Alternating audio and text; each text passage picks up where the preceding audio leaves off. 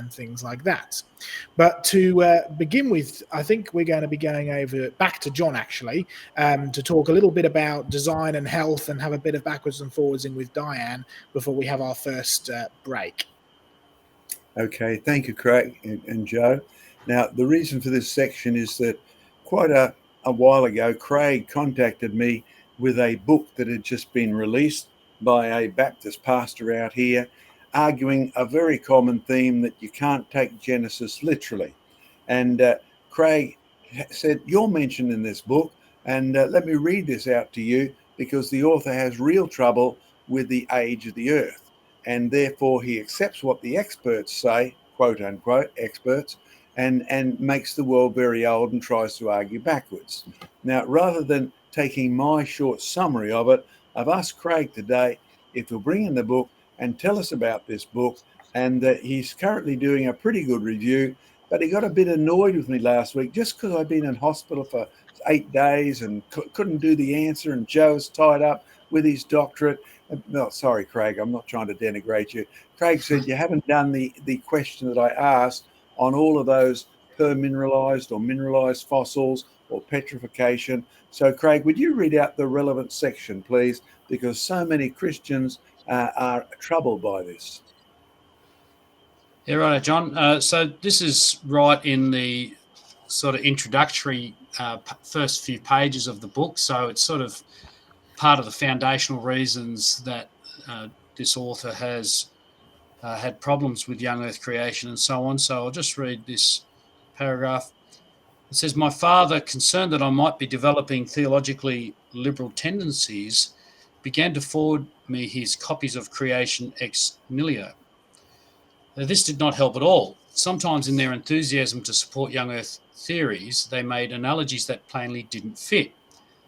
In one example, I recall the magazine used the phenomenon of calcification to prove that petrification could happen in a brief time span.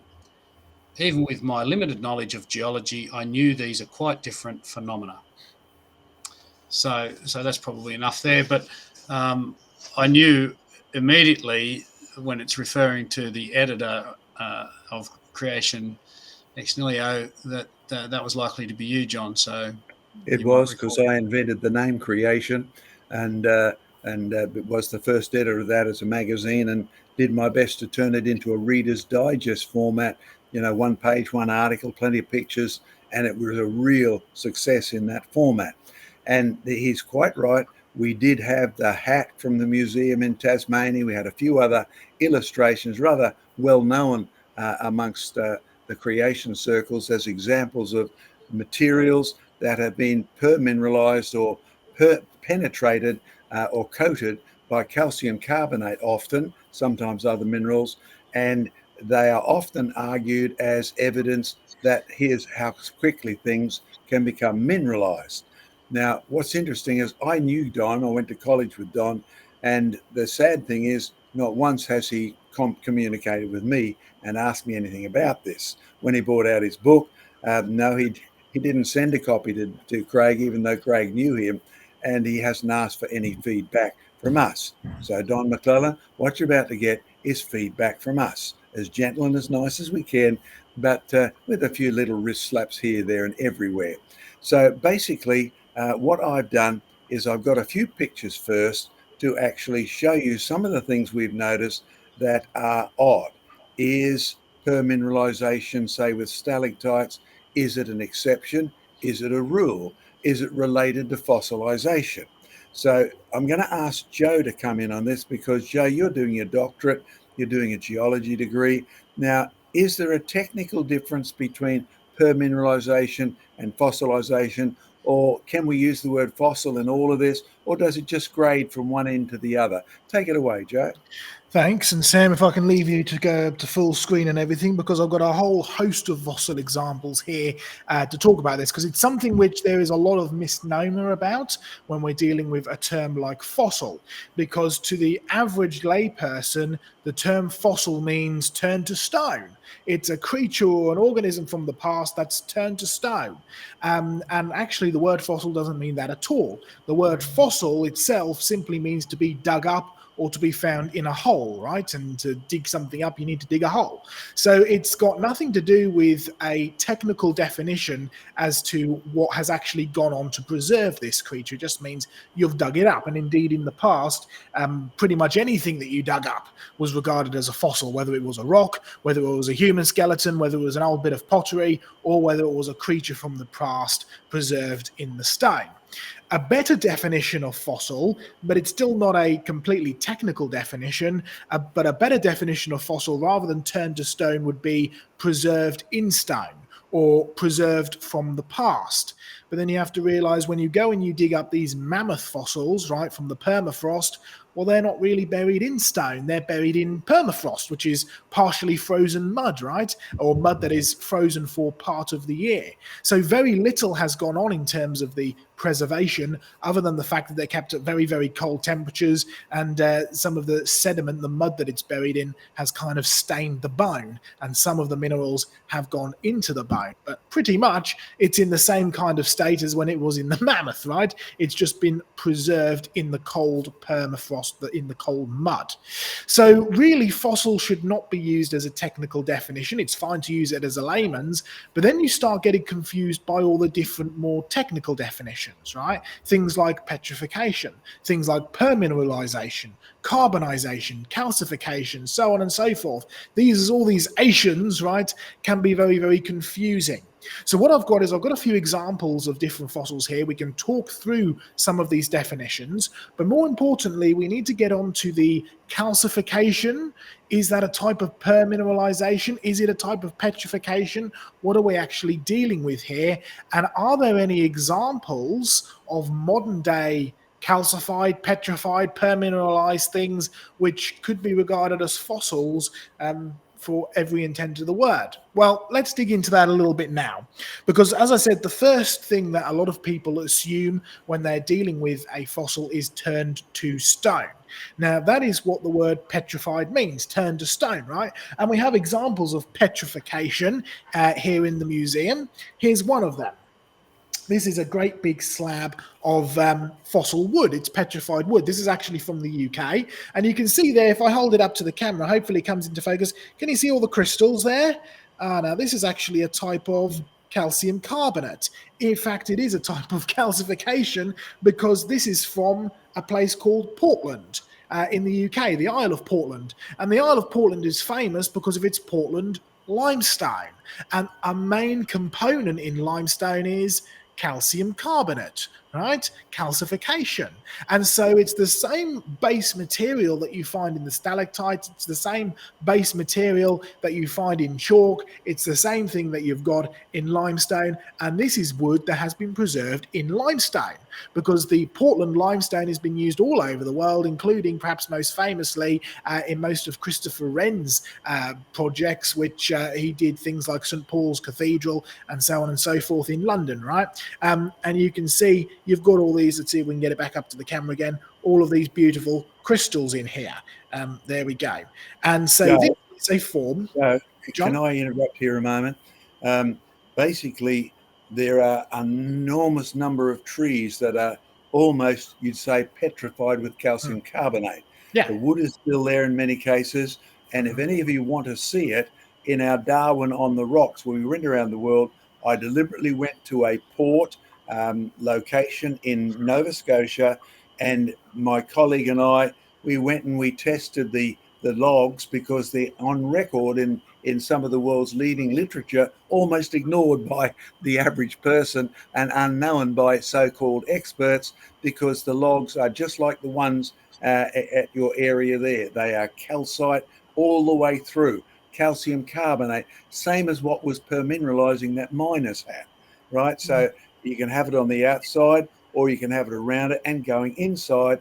But the fact is, it grades from one end where you just call it permineralization and dismiss it if you're an evolutionist, to realizing this grades all the way through to the whole log totally being penetrated until it reacts with hydrochloric acid. Back to you, Joe. And that's really where we start to get a little bit deeper into the technical terms. So calcification means preserved in calcite, preserved in calcium carbonate. Well, that is true of this piece of petrified wood. But it's not the case in this piece of petrified wood. This is one I picked up from my friend Jim just the other day. He had a few of these examples, and it doesn't look like very much, like a dirty old rock, right? But if you have a look at the top end, can you see the bluey green coloration? You see, this is actually wood that's been preserved not in calcite or calcium carbonate. This has actually been preserved in malachite. Malachite is a mineral which contains copper. It's the ore that you extract copper out of. We'll be seeing malachite and copper in our Tights and Mites field trip tomorrow, because the mine that we go down is actually a copper mine. Exciting stuff. So this is petrified wood for sure, and this is petrified wood for sure, but they have been preserved using different minerals. They're both petrified, they're both fossilized, they're both turned to stone, but they've been turned to stone using different types of stone. This has been preserved using calcium carbonate. It is calcified. This has been preserved, petrified, using malachite. It's a different type of mineral for the same process. And that's the key thing. Different minerals preserve things in different ways. Different minerals can preserve things in different ways using the same process. But these are both petrified, the true form of being turned to stone.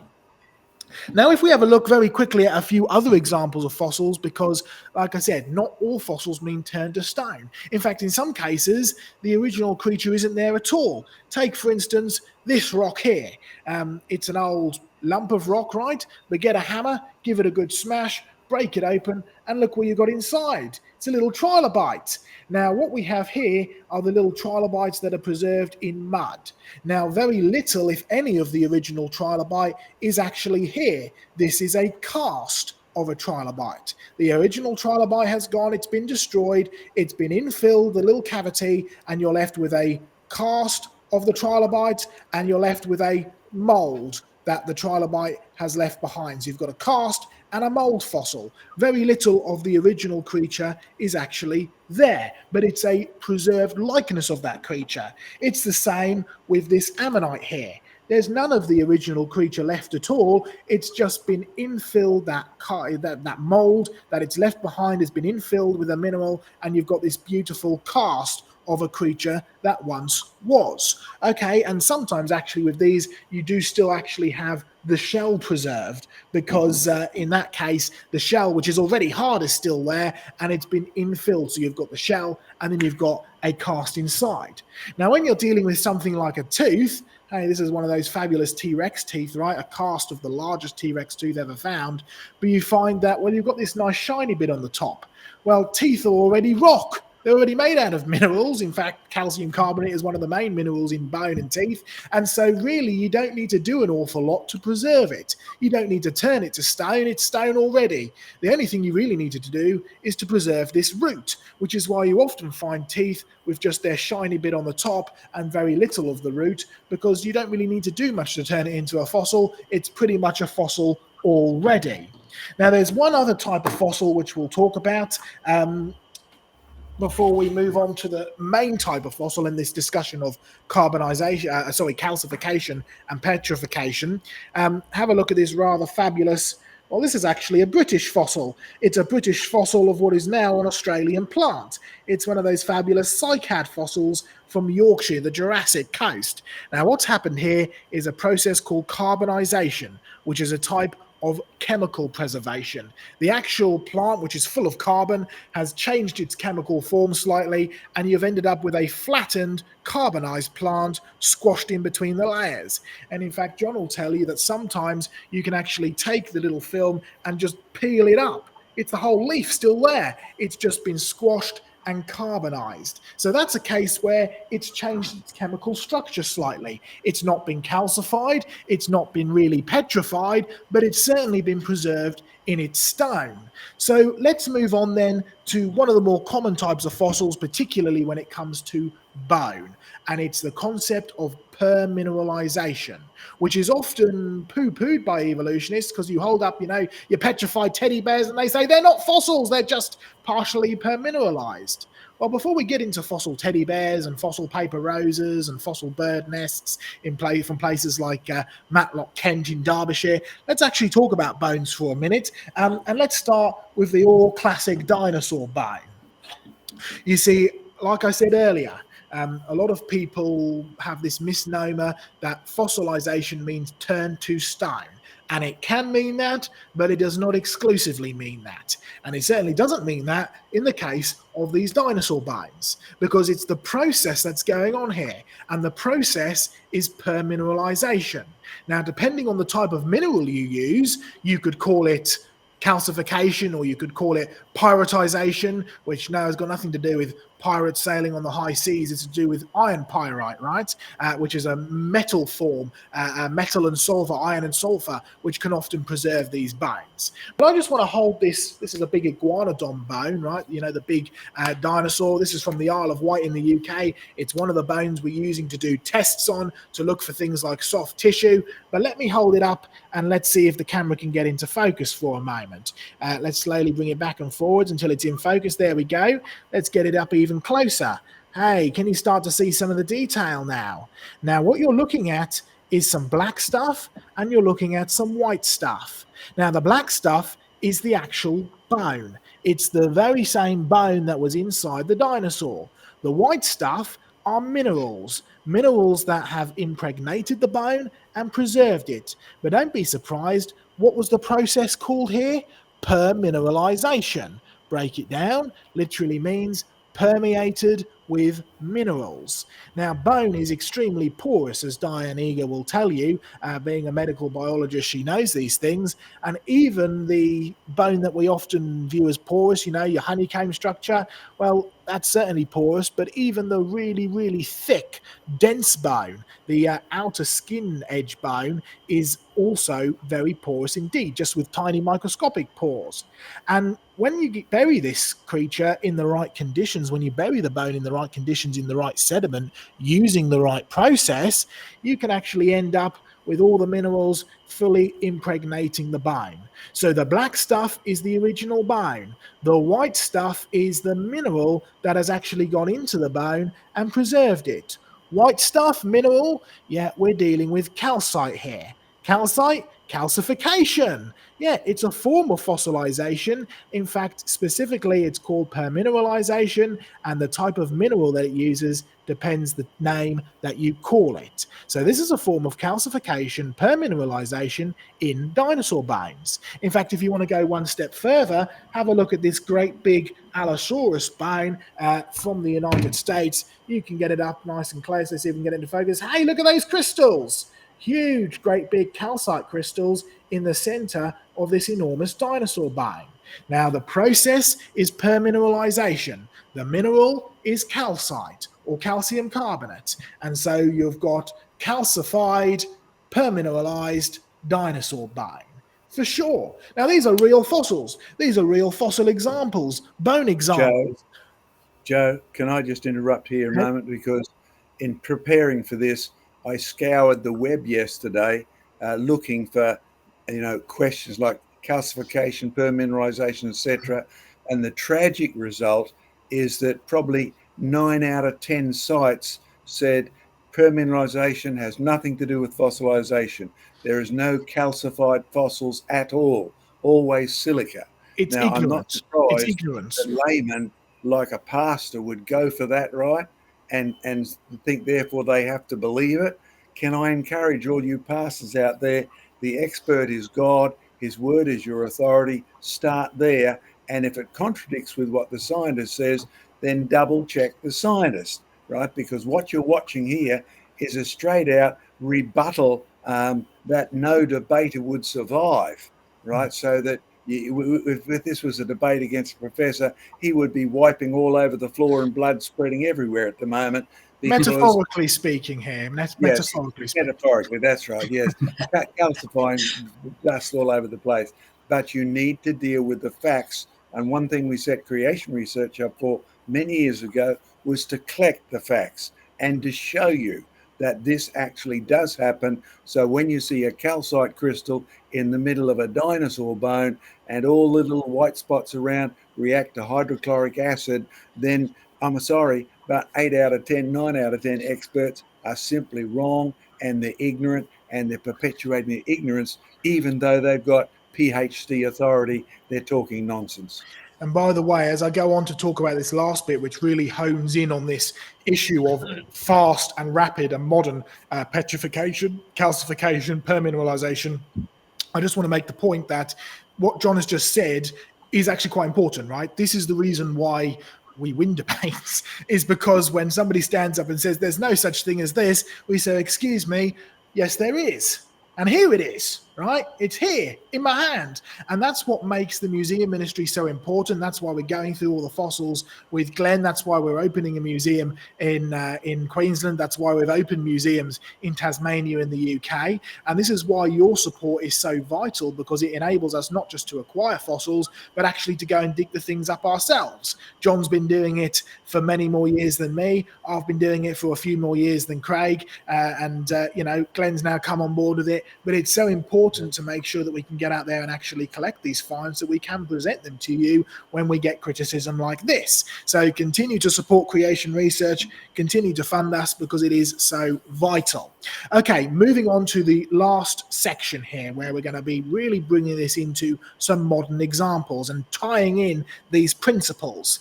Let me introduce you to a fossil teddy bear. Oh, that's not my term, by the way. That's the official term used by the place which actually produces these. Or they actually use the term fossil teddy bear or petrified teddy bear. Now, remember what petrified means? Turned to stone. And here is a teddy bear that has, well, for all intents and purposes, it's turned to stone. But is it exactly petrification? Is that the process that's going on here? Because remember what petrification is? Turned to stone, just like this wood has. There's very little of the original wood left, although you do sometimes find, as John mentioned, in the middle, some of the fresh wood where it hasn't completely destroyed it and turned it to stone. But that's beside the point. Here we have our little petrified teddy bear. What's the process going on here? Well, it's actually permineralisation. How do we know? It's simple. Teddy bears are full of stuff and fluff. They're soft and squidgy. They're very, very porous. So what happens is Mother Shipton's, which you can see the official gift box here where we got it, Mother Shipton's, which is in Yorkshire, a gift from the magical petrifying well. Well, it's actually more of a, well just means a place for water, right? It doesn't actually necessarily mean drop it down into the ground. And what's going on at the natural petrifying well at Mother Shipton's is you've got a natural spring which comes out of the ground. What's the ground that it's coming out of? Calcium carbonate, limestone, right? And it runs down the hill and it drips over a ledge down into a little basin below before it carries on down the valley into the river. And what they do is they get their soft, squidgy teddy bears and they hang them up underneath this ledge. And the water, which is full of calcium carbonate, drips in and soaks into the teddy bear. The minerals permeate the teddy bear, and then the water comes out, leaving some of the minerals behind. And in about 2 to 3 months, depending on the weather outside, you end up with a petrified teddy bear. Well, technically permineralized. The minerals have permeated the teddy bear and have preserved it. So what have we done now? Well, we've taken teddy bear and we can compare him with things like the dinosaur bone. What's going on here? Well, the teddy bear's still here. He's still here inside this rock. He's just been permeated with minerals and preserved. Just like the dinosaur bone is still here. It's still here. The very bone that was inside the dinosaur is just been permeated, infilled, and entrapped with minerals. Permineralisation. Okay, take teddy bear, and we chop teddy bear in half. There we go. And look what's inside teddy bear. Soft tissue, quite literally. Because let's hold it up to the camera. You can actually see, if we can come into focus, there we go. You can actually see where some of those minerals have started permeating teddy bear. They've started going into teddy bear. Here's the surface look, just there. Bring it over this way. There's the surface, and it's actually permeated down into teddy bear. But it hasn't had the opportunity, because it's so quick, to actually fully permineralize all the stuff and fluff. So in the center of teddy bear, you are full of soft tissue, quite literally. Now this is a process. The process is permineralisation. The mineral that it's used to permineralise the teddy bear is calcium carbonate. This is calcification.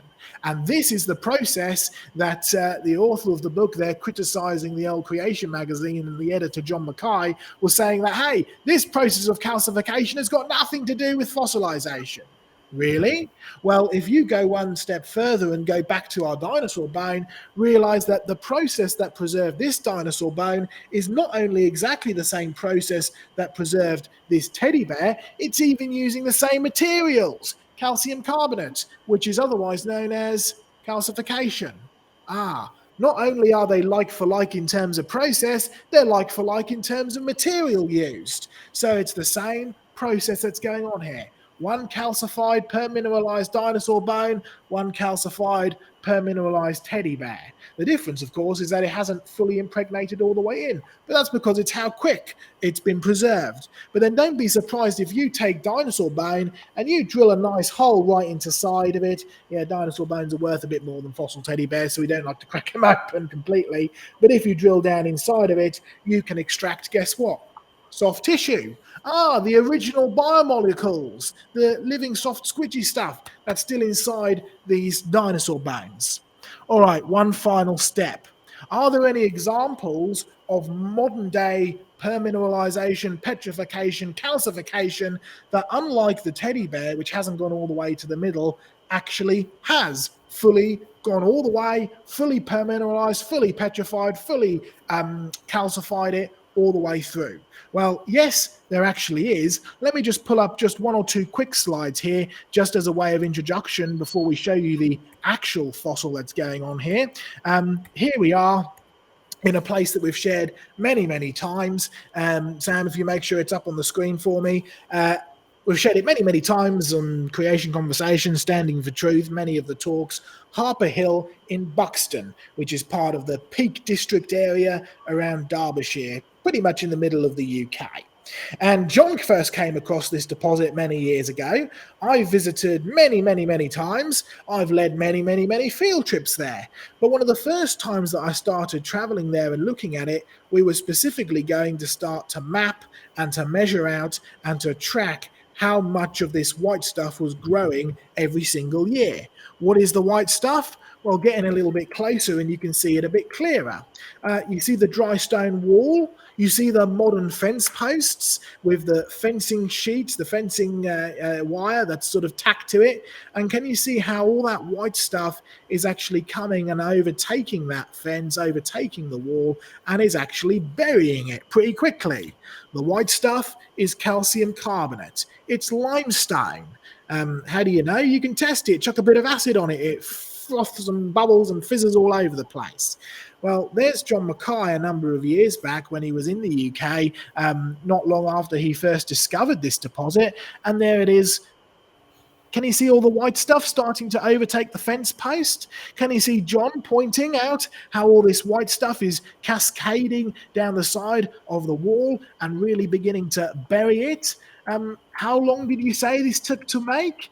Well, you can work it out quite easily because these are modern fence posts. These weren't being produced until about 60 years ago or so, post-Second World War. So this deposit is 60 to 80 years at the absolute most. But notice how it's actually taking over these fence posts. It's certainly burying them. It's completely encasing them with calcium carbonate. It's completely encasing them with this, or could you call it petrification? Could you call it, calcification? Could you call it permineralization? Well, we wanted to know. So what we did is we went and actually dug down next to one of these posts. We dug down pretty deep. Can you see it all starting to come in and overtake it? Well, certainly at the top there, you can see the join where it's just covering it up. Doesn't really seem to be doing much. But dig down 3 or 4 feet, and what you'll actually find, particularly if you go, and I think I've got a picture of it here. There we go. Can you see the big deposits and the big fence posts right out in the back? And they're doing some tests on it. And if you actually dig down and go really deep, what you find, and put me up to full screen there, Sam, is something like this. This is actually a sample of that wood. You see, it's the fence post there, right, that we took. We actually dug down and dug it out, and we broke it off the top because we wanted to have a look down inside it and right into the middle of it and see just how much has actually been calcified, just how much has actually been petrified. And you're actually able to read all about it in Tights, Mites and Fossil Fights, because we did a load of tests on it as well to double check and make sure. You can meet Roman, who helped me with this research. But here's the original piece. You can see it's a modern day fence post that we've chopped the top off, we've broken it in half, we've also then split it down the middle. What are we dealing with? Well, let's get it up close to the camera so you can see here. There we are. That looks pretty much in focus now. Can you see how the calcium carbonate has actually not only fully impregnated it, it's completely turned it to stone. This is heavy. This is calcification. This is petrification. And this is a modern fence post. All right, have a look right in the middle of it. Turn it round. Hey, look, same thing. It's not coated. It's actually completely petrified. It's completely calcified. You can see it in the top there. See if we can get it into focus. There we go. See the cross section there? It's completely preserved it. Fabulous stuff. Okay, back to the main point in question. Is calcification the same as petrification? And is it the same as fossilisation? Is it the same as petrification? Well, these are all different terms that mean really different specific things, and some of them mean really general things and don't mean anything at all, like the term fossil just means to be dug up. If you want to talk about specifics, you have to realize that you're talking about processes, and they are processes which describe the way that these things have been preserved. So if you're talking about permineralisation, you're talking about minerals that have permeated it. If you're talking about calcification, you're talking about the type of minerals that have permeated it. If you're talking about petrification, you're talking about turning these things to stone. Calcification means the types of minerals that you've used to turn it to stone. Permineralisation and calcification means the type of minerals you've used to permeate it. These will mean all different things. But what we've done is show you examples of not only all of them, we've shown you examples of calcification, which is to do with petrification, just like this real-world fossil piece of wood. We've spoken about permineralisation that uses calcification, just like the teddy bear or like the dinosaur bone. And yes, these are all quick things. Yes, these are all rapid things. And we've even been able to show you real-world petrification using calcite, calcification, petrification in the form of a modern timber beam, which has been completely permineralized all the way through. So yes, be wary of those out there, particularly pastors that get confused about these types of language. It's actually fairly simple when you break it down and understand it, but understand that number one, it's all to do with a process. Number two, it has to be quick. And number three, there's no evidence whatsoever that these things took vast periods of time, because if they did, you would never get a fossil in the first place, because time is your biggest enemy when it comes to fossilization. It will destroy your organism or creature long before you have a chance to turn it into a fossil. It needs to be quick, it needs to be deep, it needs to be without the presence of oxygen, so living things can't get down there and destroy it, and it needs to have the right process, because fossilization has everything to do with process, nothing to do with time. Doesn't matter whether it's a piece of modern timber fossil wood, doesn't matter whether it's a huge great big southern conifer piece of fossil wood, or it doesn't matter if it's a beautiful Allosaurus bone with an incredible example of calcification right in the middle there. Continue to support us so we can bring these real world fossils to you and really show up the error in many people's thinking. John, back to you. Okay, Joe, while I'm talking here briefly, give me the screen, Sam. Joe, will you find your Tights, Mites and Fossil Fights and open up to the page that we filmed when you went to that lime deposit that I introduced you to, and also find the page that deals with the trap tights, the insect that got trapped on our thing. And have you found those yet, mate? Because I'd like to encourage people. You can see these petrified trees, but petrified in lime, in our video or our MP3 or in our download section. You can see all of those, and they are available. Sam will put the addresses up, how to find the downloads or whatever, on our screen in a moment. You can get those and watch us go and do that to verify the trees are lime. right? Now, this is much more common than most people think, even though the webs today, you look up the web, calcification, no fossilization through calcification. It's abject rubbish. Now, we're trying to be nice as possible, but I'm looking forward to Don McLellan's reprint, which will be 1 page long, that says, I was wrong. And you should read your Bible and believe it to be true. So, Don, we'd encourage you to do that. And have you found those pages yet, Joe? Oh, there's 2 pages here yet, John, right here. Okay, go back to screen. So this is the, let's get it the right way around. There we go. So it's there. There we go. So there's Roman, who I mentioned. And you can see, oh, there it is. There it is there. So you can see, get it into focus. There we are down on the field, having excavated the post out. Come on, get into focus. And there's one of the pieces we tested. That picture on the bottom there is the exact same one that I showed you in a minute ago. So you can see we've done the test right in the middle of the through and the brand new break. It is definitely calcium carbonate. It's definitely calcified all the way through.